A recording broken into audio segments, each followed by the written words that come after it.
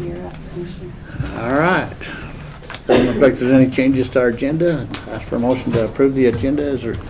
Mr. Chairman, I make a motion to approve the agenda as presented. All right, we have a motion. All in favor, say aye. Aye. Aye. First item on our agenda is ambulance business. Go into Mr. Board of Chairman, I make a motion that we move into the Board of Ambulance. Have a motion. All in favor, say aye. Aye. Aye. And these are refunds. I didn't see any concerns with. Nope.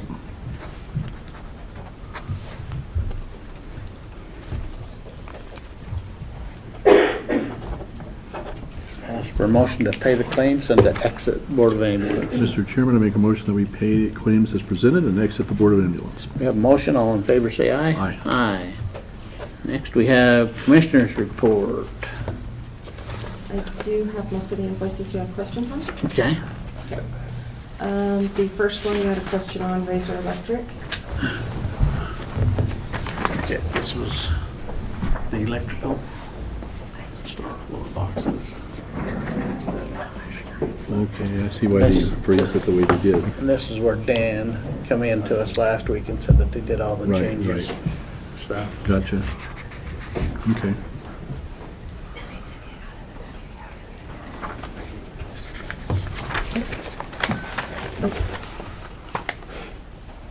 It's $10,000. Maybe I missed it somewhere. The 6,000 is the one I noticed. So, and this one is, new fans and wheels adjuster.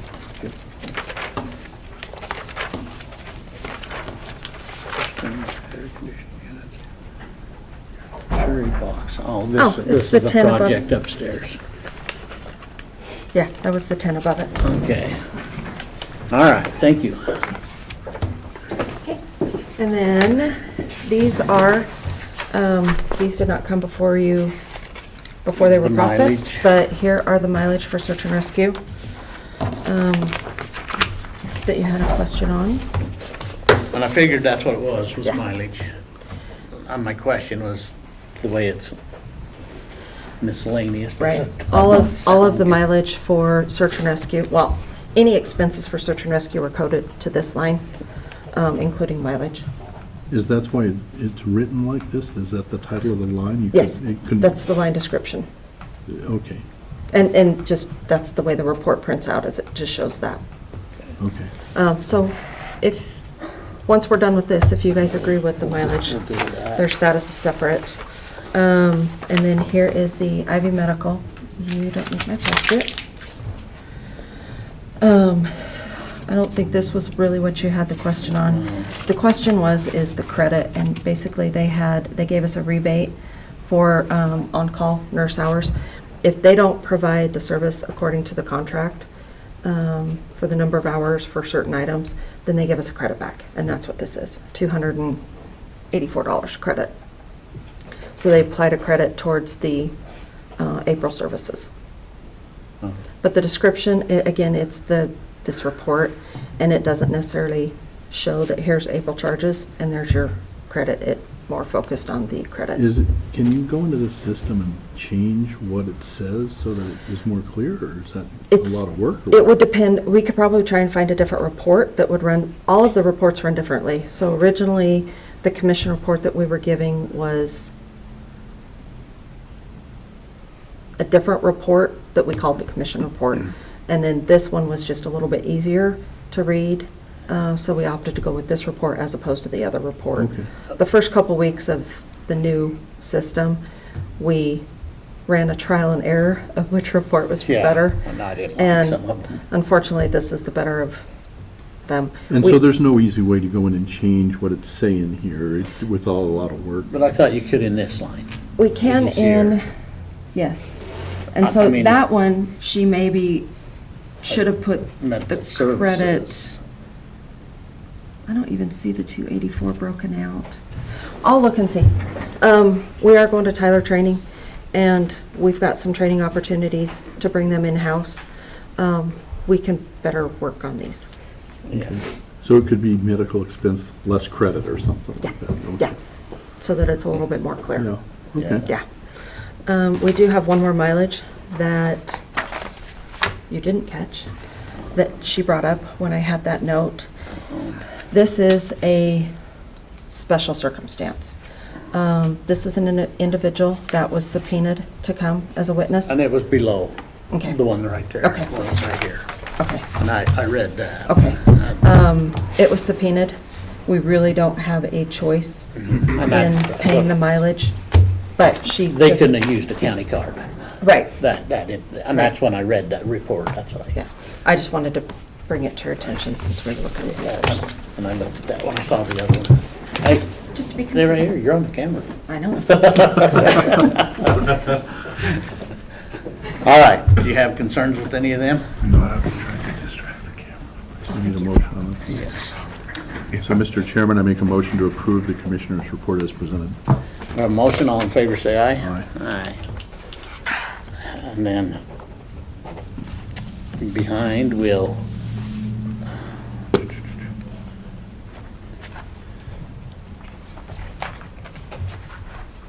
and on these, Uh-huh. so we don't have to sign every one of them again? Just in front. Okay. I'll, because that one got dropped, this time. I think that's the first time Luann has seen those. Okay. And it was not communicated that you needed to see them prior to. We'll get the correct format done next time. Thank you, thank you. So I'd ask for a motion to approve salary rate, or to approve mileage for, Mr. Chairman, I make a motion that we approve the mileage reimbursements as presented. we have a motion, all in favor, say aye. Aye. Aye. All right, Can I have those back, please? Just because I don't want to get them mixed up. And they need to stop checks. next we have salary rate approval forms, and I'd like to hold the one again. It's the same thing with Dave. Okay.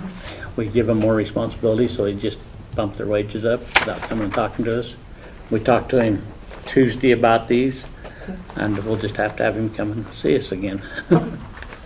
So, You didn't discuss it on Tuesday not with this, him? not Okay, this one. Okay. The other one that we didn't approve on Tuesday and then approved later on Tuesday. That one does have an effective date of Monday. Do we want to put off the effective date for it? It'll have to be. Okay, that's fine. We need to make sure we know that. Okay. And which one is that? Stephanie. We had a conversation with him, Okay. and I don't know if this one was put in after, Well, or when, or I what. brought that But- in. It didn't make it in time for the meeting, but I thought it was in your office on Tuesday. You had told me it didn't matter, that I could hold it. For today, but I just meant as far as for the discussion. Yeah, we'll I have can't to. remember when I brought it down. It was Tuesday. Just invite him back to come and talk to us about this, the same thing that we talked about on Tuesday. Will you maybe give that to Ryan so that he can, or can you make a note to communicate that it will be effective on the 3rd? Sure. But, and Christie, you're gonna reach out, Clark? Okay, you're gonna reach out to him? I am. This other side right But I don't think Christie should tell him about the effective date. That should come from Yeah. someone else. You should. That's fine, he's on the schedule for next Wednesday anyway, so just let me know that it's up to you guys. I just don't think you should have to. I agree. You might have to bump my pay up. I was gonna give her a I wonder if bedtime. whiteout's even allowed. She's right. Say that out loud. I said I wondered if whiteout is allowed on these forms. That's the other side. Man, I'm just getting hit hard this week. Where's Whiteout? Where my John name Crowder? is. Oh, I would have, that wasn't my writing. I would have normally lined through it and written underneath it. I know that you don't really like the line through, so I went ahead and did that because it was already. There's your culprit. I just don't know if that's allowed to be done or Well, for not. your name, I didn't think that was bad, and I know it has a whole process to go. No, through, it's not but- bad. I don't even mind what other people's names there. It's fine. Yeah. So, All right, approval of the salary Uh, approval form. Mr. Chairman, I make a motion that we approve the salary approval forms with the exception of the one that was set aside. We have a motion, all in favor, say aye. Aye. Aye. All right, then we have Junior college payment. Mr. Chairman, I make a motion that we approve the junior college payment as presented. We have a motion, all in favor say aye. Aye. This needs your signature for Jason.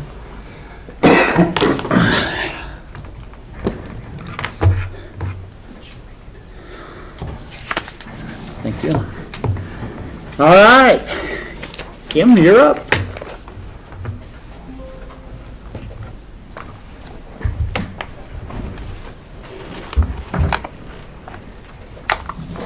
Hello, commissioners and everyone else, ladies and gentlemen.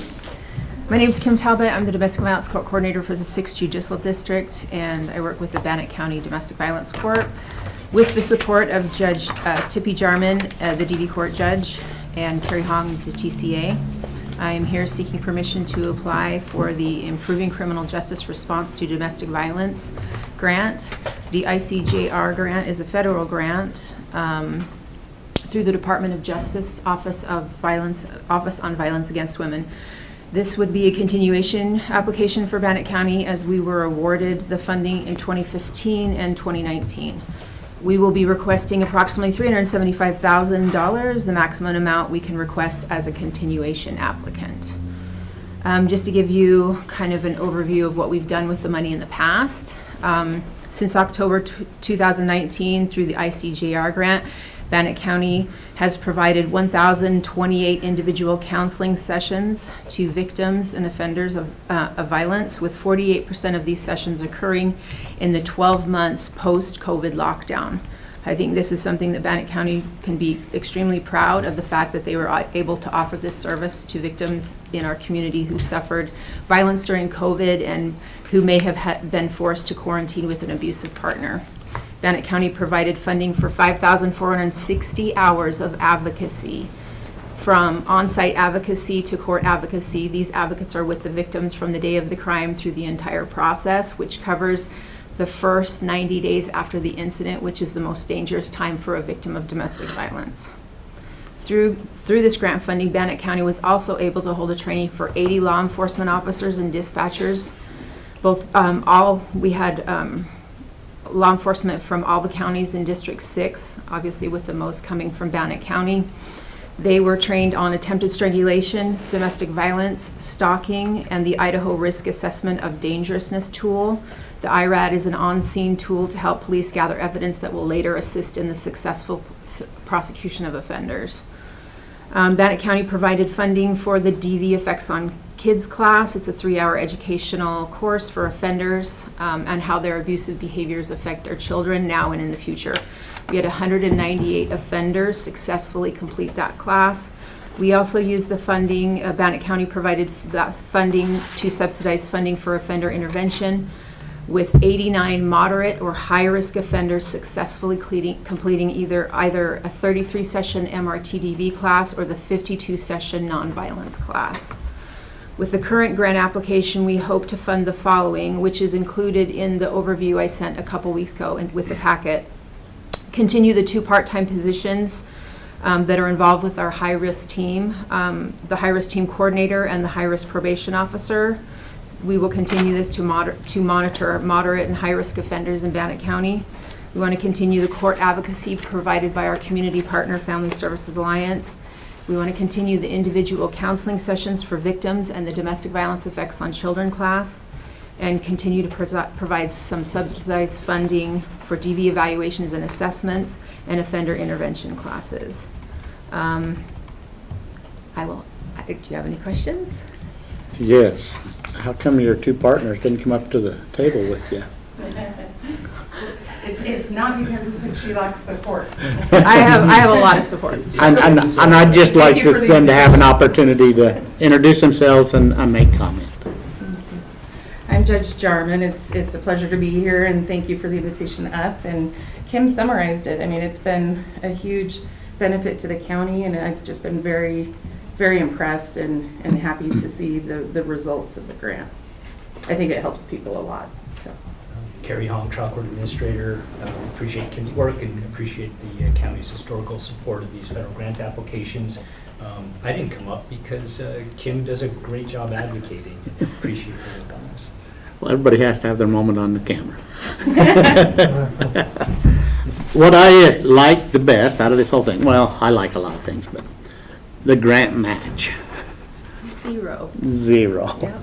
This is funds that we bring into our county or into our area that is well spent, good purpose, and so thank you. We've talked before about this grant. We have.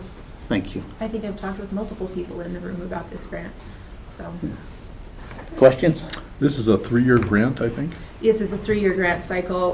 We have been sensible with the funds that we've been awarded before in 2015 and 2018. We've actually been able to stretch 2 3-year grant cycles into 8 years of funding. I think this one is going to be, if we get it 3 years, we'll make it 3 years, not anything And past the that. amount of the grant, the total amount would be used over those 3 years, Mm-hmm. right? Okay. That's all I got. Yeah. A motion? Mr. Chairman, I make a motion that we approve the grant application as presented. We have a motion. All in favor, say aye. Aye.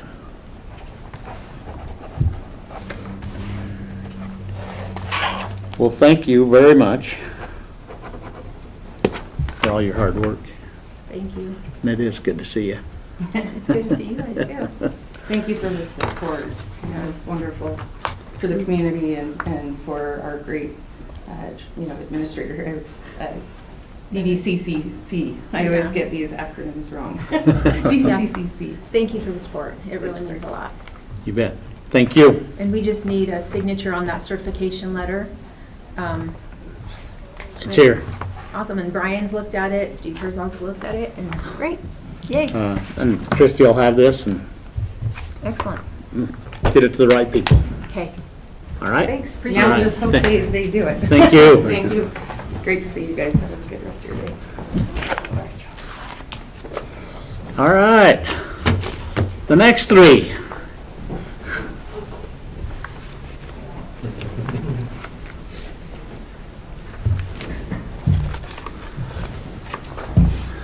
Good morning, Commissioners. Shannon Crystal, Chief Procurement Officer, and I am here with Buddy Romero, Public Works Assistant Director. Kyle Burmester, Public Works Director. a little over a month ago, we were tasked with reviewing the county fleet as a whole and getting a solid number of how many passenger vehicles. So we do want to identify that we did not look at any ATVs, snowmobiles, anything smaller like that, nor did we look at any dump trucks or plows or any kind of heavy equipment things. These are only passenger vehicles, but they do range from smaller cars to larger work trucks. But in reviewing those countywide, there was a small adjustment I made this morning that I did send out to the agenda request group, but do want to pass around just so. Sorry, thank you so much. We had talked about identifying the number of leased vehicles, and that's what was added this morning. So on the bottom of that summary sheet, that's what has been added to the bottom of there. And then as far as the raw data goes, that I highlighted them gray, just to pull them out for your attention. So the ones that you have in your emails now will show gray if they are leased vehicles, and the very bottom of that summary sheet will show the number that we have canceled. So that was added this morning. But as we went through this project, the first thing that Buddy and I noticed was that we currently don't have a single software that tracks all of these. We found that road and bridge, anything that doesn't run through the shop, like the ambulance pieces, right, that wasn't on the road and bridge system, and any of the leased vehicles aren't on the auditing system because they're not our assets. Actually, they're going to be. Oh, okay, that's fantastic. But the differences between the two reports just caused some problems. So making a single place where we had all of our assets on there, having additional discussions with the board that the ambulance ones that we're not going to track or worry about, that is part of the contract that we have through the city, and that is not going to be a piece of what we look at going through the fleet management program. So, right, having one place for all of those things to be able to say, right, we have 162 passenger vehicles in the county at this moment. is going to be phenomenal. But the lift that it took us to get there, we definitely want to keep it, right? We want to keep a single place where we have this, where it's maintained. We want to build it very much similar to the IT, as that one got molded and shifted to each individual department, asking what they needed, what they wanted, right, how often they needed things replaced. Building it, patterning it after where we went with that is making into the fleet and the cars and the subject matter experts for the county. I think it's going to be great.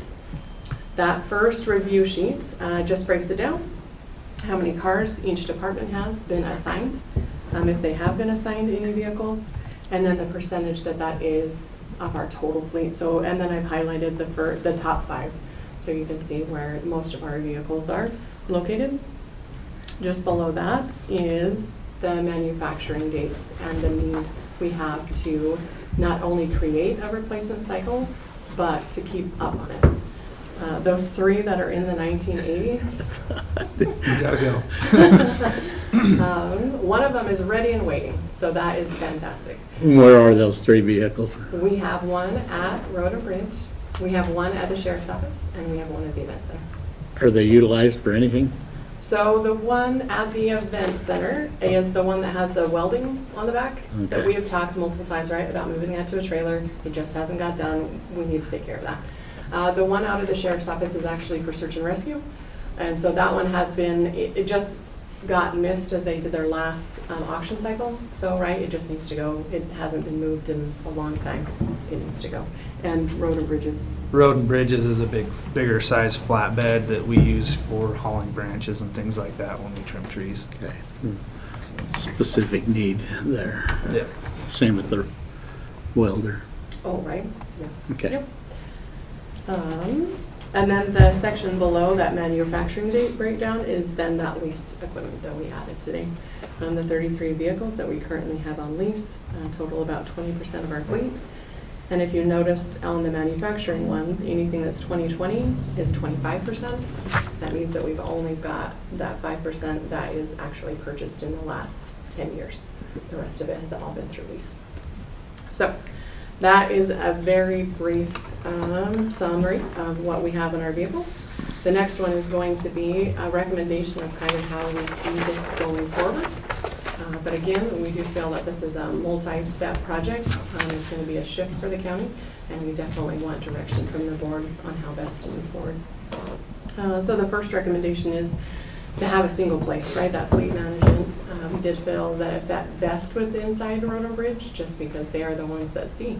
They see the cars, they know how often they come in and out, they know the type of need. We really like to pattern this after creating that the vehicle is a tool, the tool to do a job. And we want to identify those jobs and what their needs are going to be. Patrol vehicles, very different in their needs and their usage than a border pool vehicle, very different. Road and Bridge is up and aware and has training on all different sorts of requirements as they come in and out, updates that happen, and we just felt that that was the best place to put this program. A few of those things that the fleet management would do is create that replacement cycle, very similar to IT's.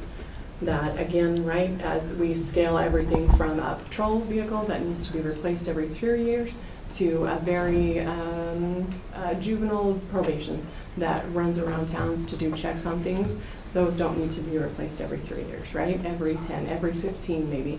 But right, putting those in usage categories, talking with departments about their needs. They might have one that's a high usage, one that's a low usage, right? But to understand what that looks like with them. And then place what I am calling guardrails. And the 3 things that we thought we need to look at is the year on the vehicle, the mileage, and then the maintenance costs. That any one of those things isn't necessarily a red flag.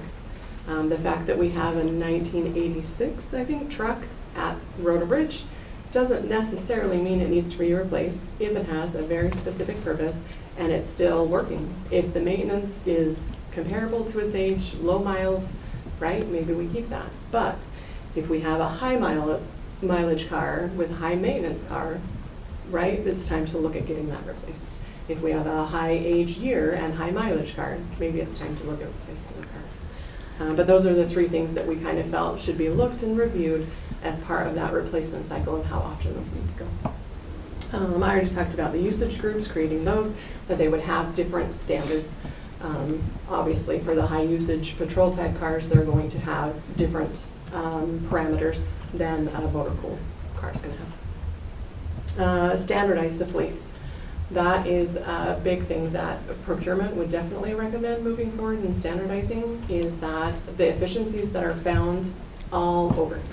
So in purchasing, instead of purchasing one Dodge, one Chevy, one Ford, we are now purchasing 3 of the same vehicle, and we get a better deal because we're getting more, right?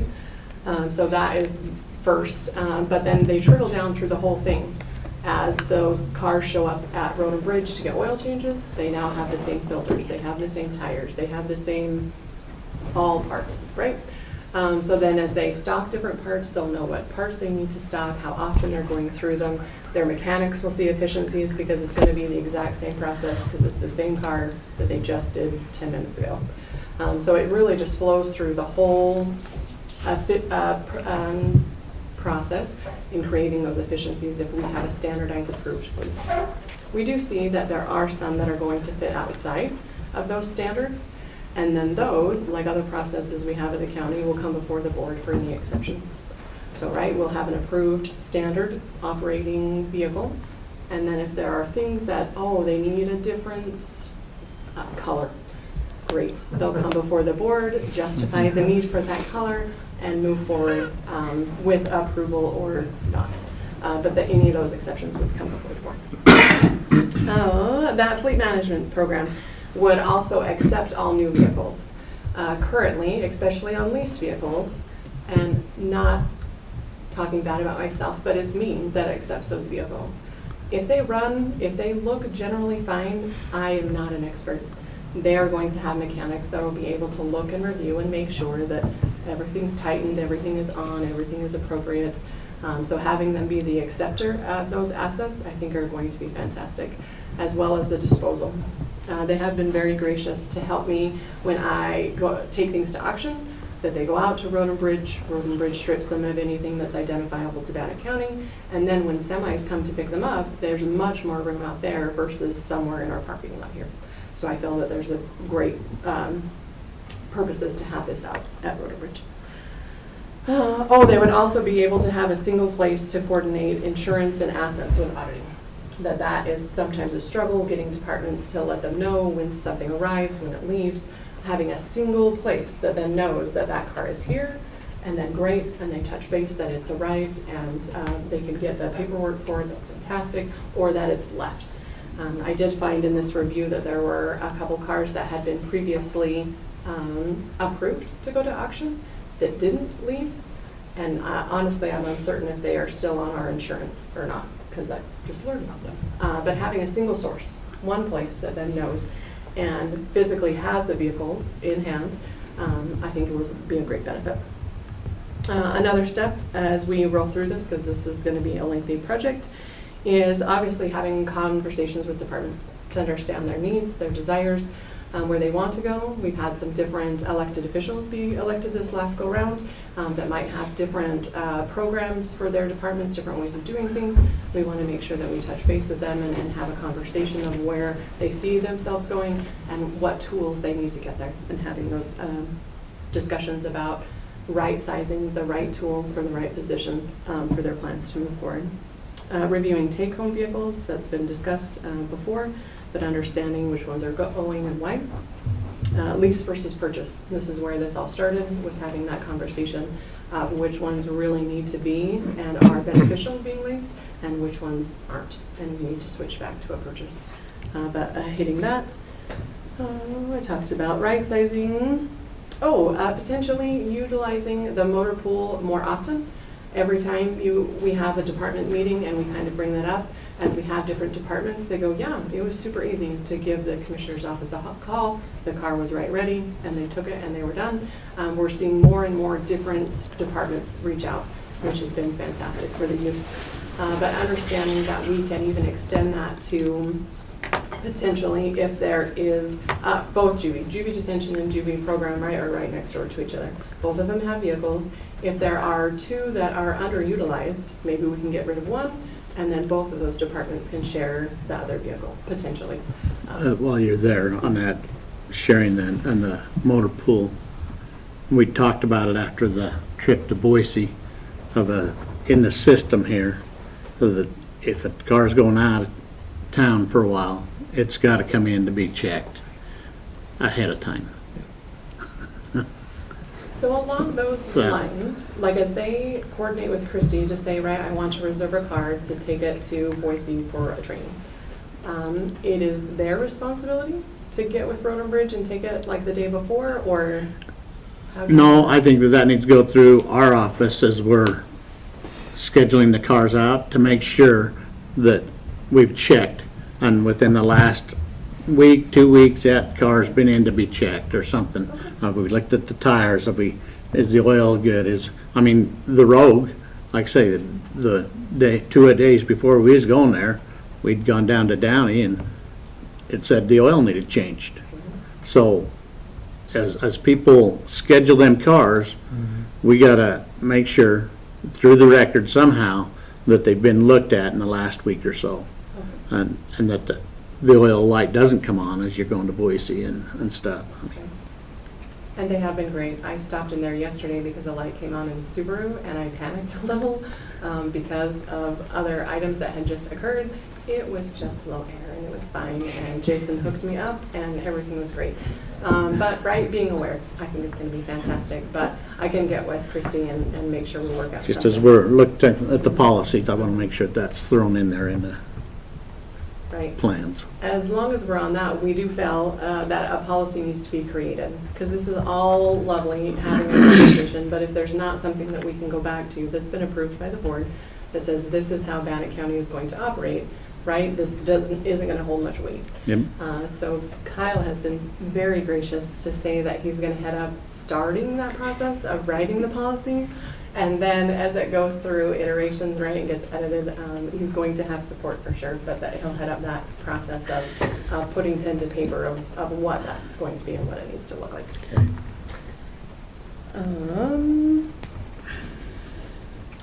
So then I'm down to replacing vehicles, right, that are done and need to go. There's often good people that are trying to save money, but in doing so, we have higher maintenance costs than are necessary. So really having that plan and sticking to it are going to benefit the county. Or potentially, if there is a need, right, adding vehicles to departments that need them. But again, right, those would all come before the board. Any of these, all of these adjustments, switching vehicles, getting rid of them, or adding them, are all benefit. And then the last piece of that pie that is going to eventually be in place is that budget recommendation. Similar again to how IT handles computers. Once we have that replacement cycle set, you're going to know and be aware that, so Christy handles the commissioner's motor pool right now. She'll know that in 2028, so-and-so is recommended to be replaced. And so then it'll be our responsibility to get with Road and Bridge, have a discussion, right? Are the year's mileage maintenance cost, where are we? Do we feel it needs to be replaced now? Can it go another year and be fine? But having those conversations with the Road and Bridge are going to be critical as we build that budget and then either add that to our recommendation. Along with that is going to be a partnership of an estimated budget cost. We feel it's going to cost this much money to replace that vehicle as they submit that as their budget request into the clerk. But that is going to be down the road. But, and then the last piece that has been submitted to the commission is a list of all the vehicles. Year, make, miles, VIN number, current mile, I said that, and what department it belongs to. And again, the new one that you have in your computer inbox right now is highlighted all the leased vehicles in it. Okay. And we can give you like an average year for the county and average miles across the whole county of where we're sitting at right now, if that's something you'd like to know, or. Do you have that right there? Yeah, I do. Go ahead, So we're, share with us. So for the average year for the county, we're sitting at 2012, and average mileage is about 79,000 miles. And so kind of what we had discussed is like a 15-year replacement plan.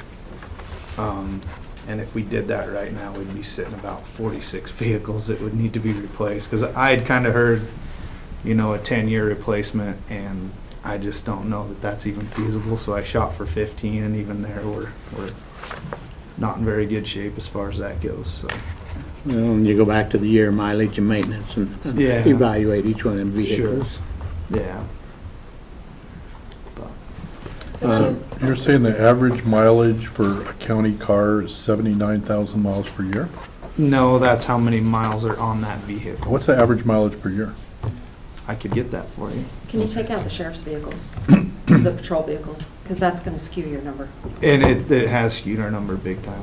the Because they put other on a way. lot of miles, whereas other vehicles really Yeah. don't. Yeah, we want that broken out. Yeah. Sheriff's Department. Sure, I can And do then other vehicles. But I'd be curious to know, what are we driving these vehicles per year? Yeah.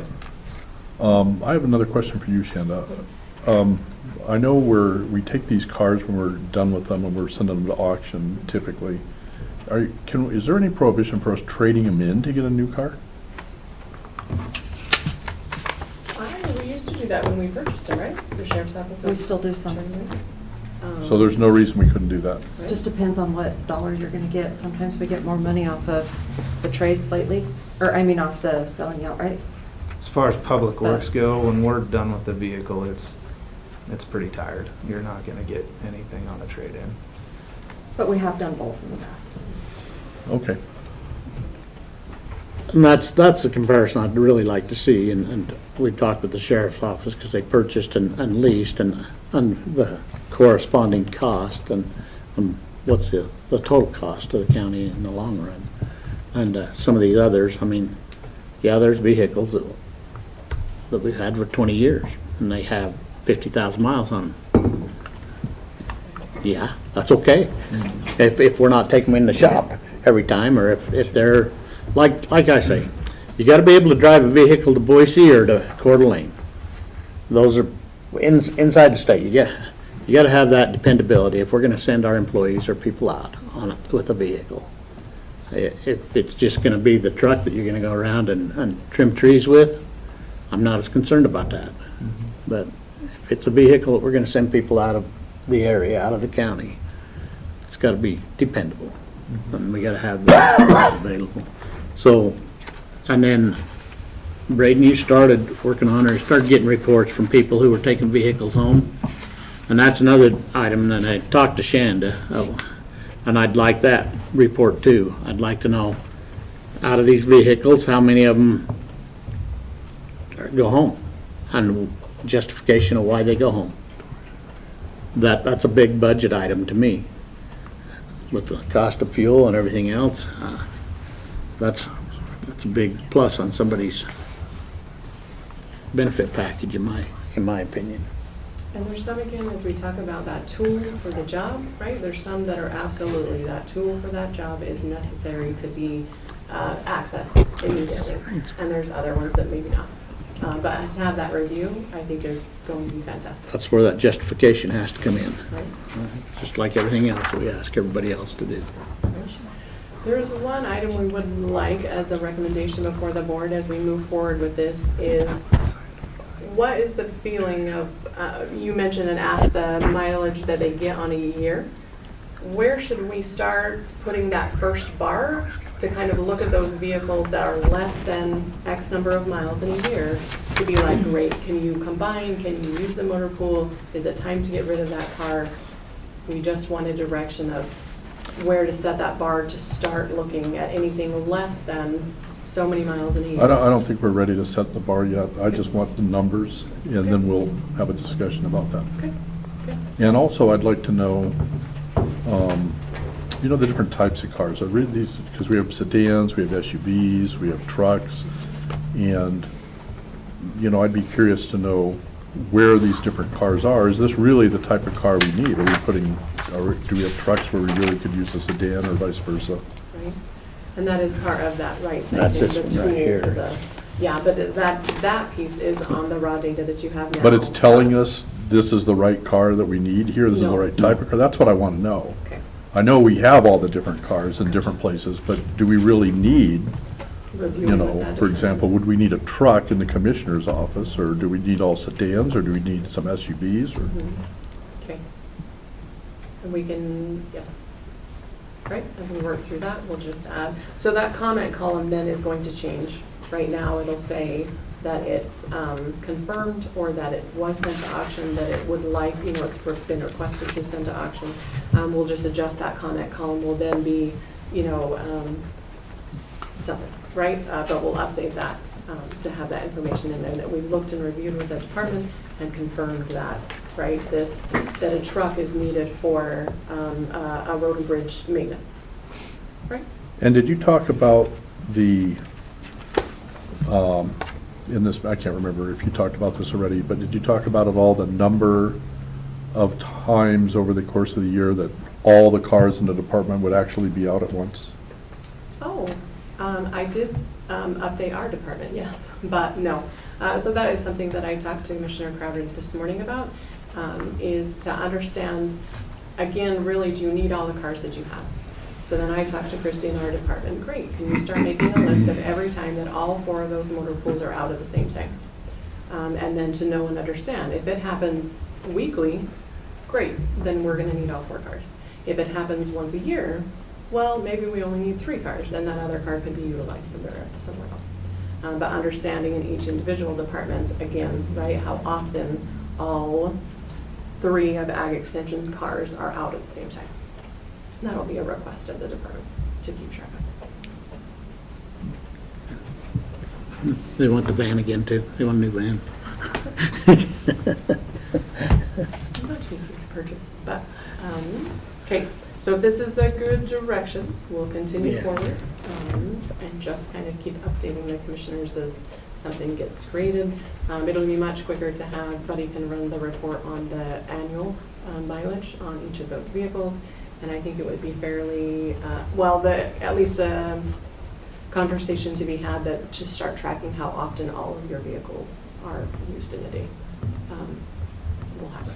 And then the other part there is the leasing versus purchasing.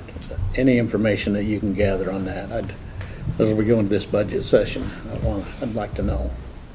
Are we actually saving any money by leasing, or do we get to trade in values and get any equity out of anything? I think we're far enough into leasing now that we could probably have some data. Okay.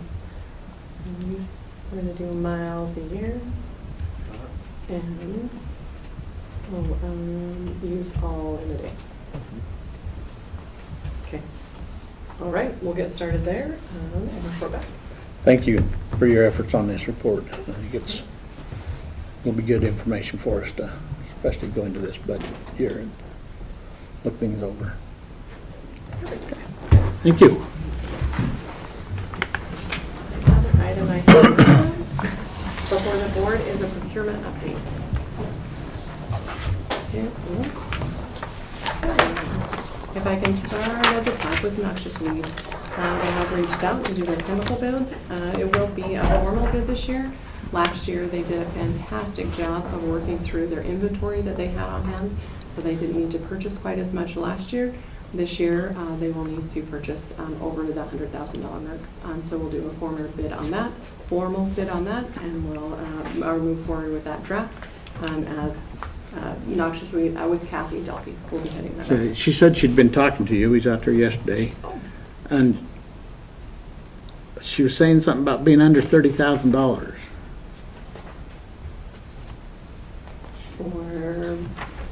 I remember her saying 30,000, but I don't think it was 30,000. I think it was just acknowledging the 30,000 that she would need to work with Shanda. Okay.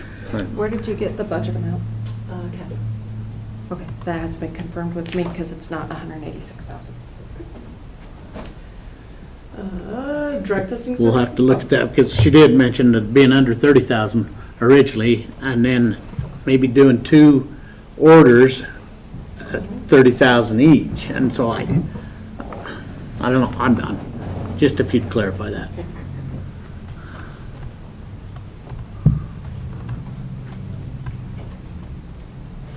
If we go to drug testing services, So that has been moved through their program, and it'll be published on the following 2 Saturdays, as that is a formal bid, and they'll move forward in yelling up those proposals.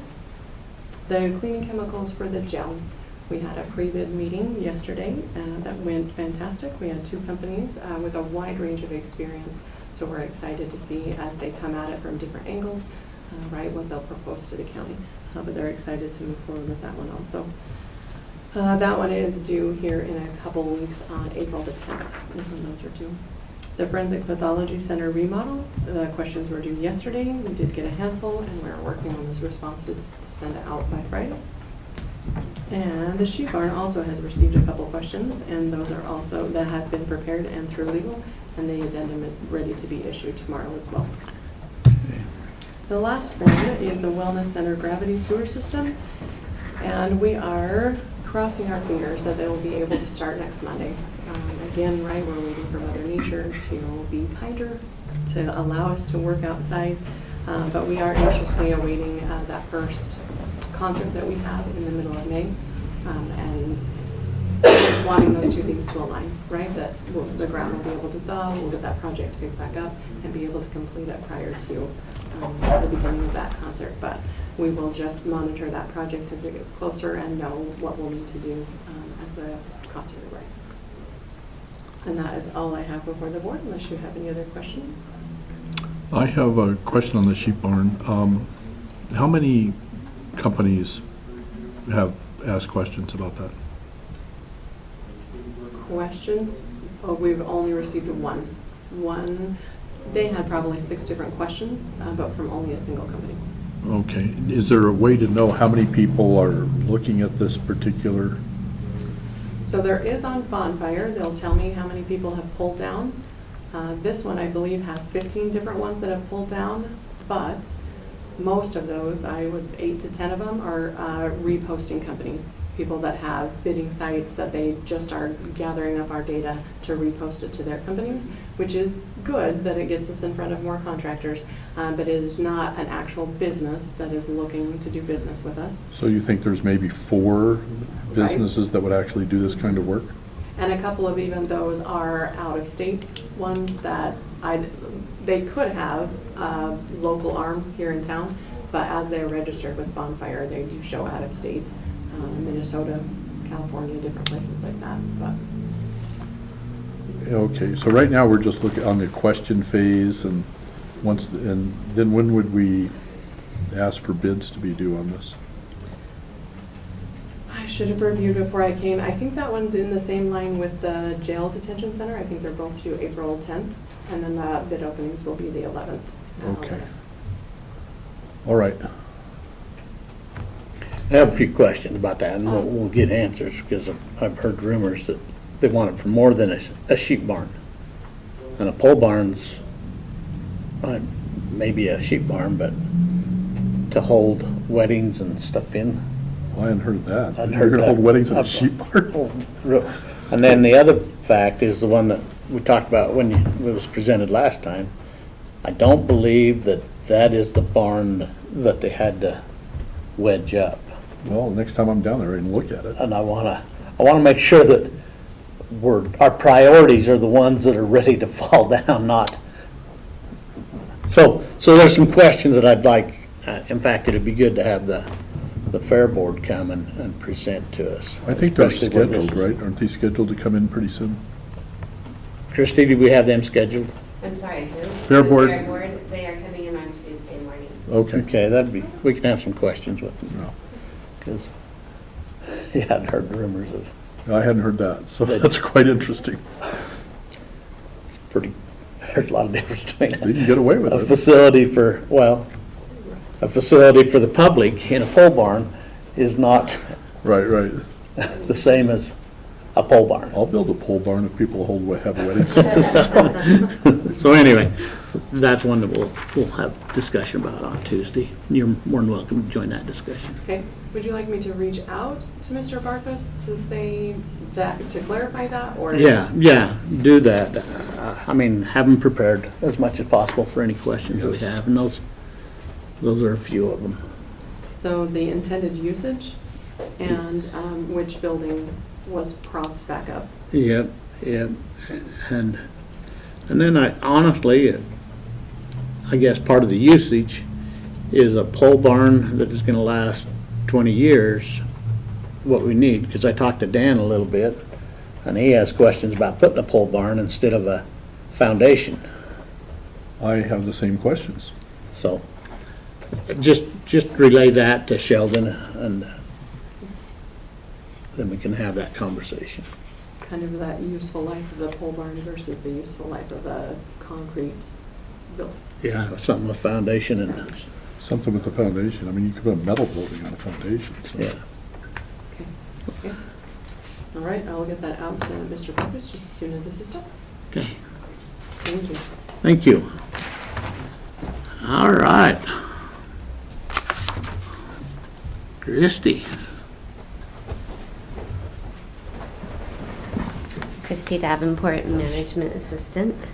A few weeks ago, you asked me to put together an application for the 63602 NN property tax exemption.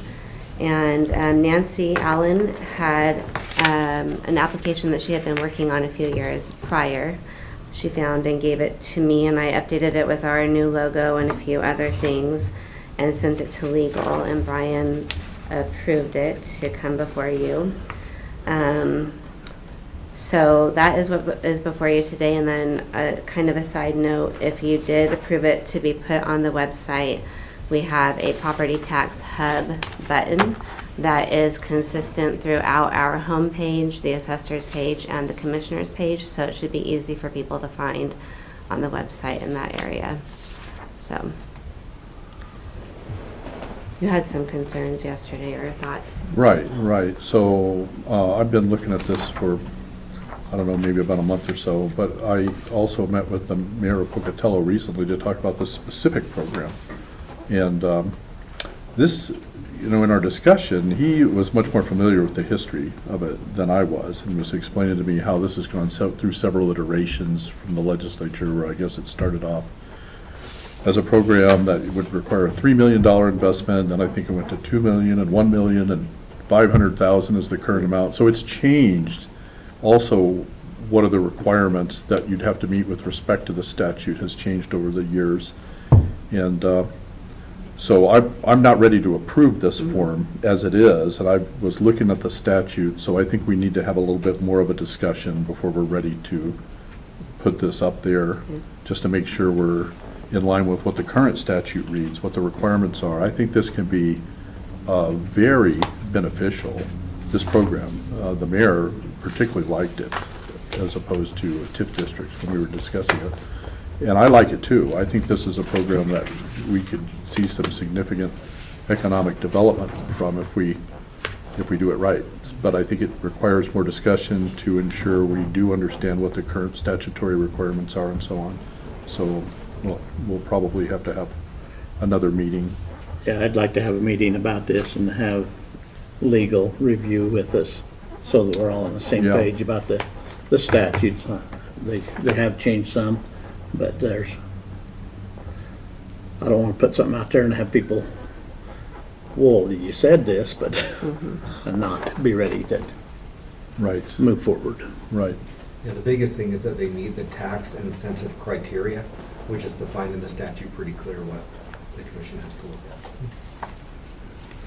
at. And so wherever we put this, it's got to have a reference to that statute. Okay. So that if people, they know where to go to find the criterias.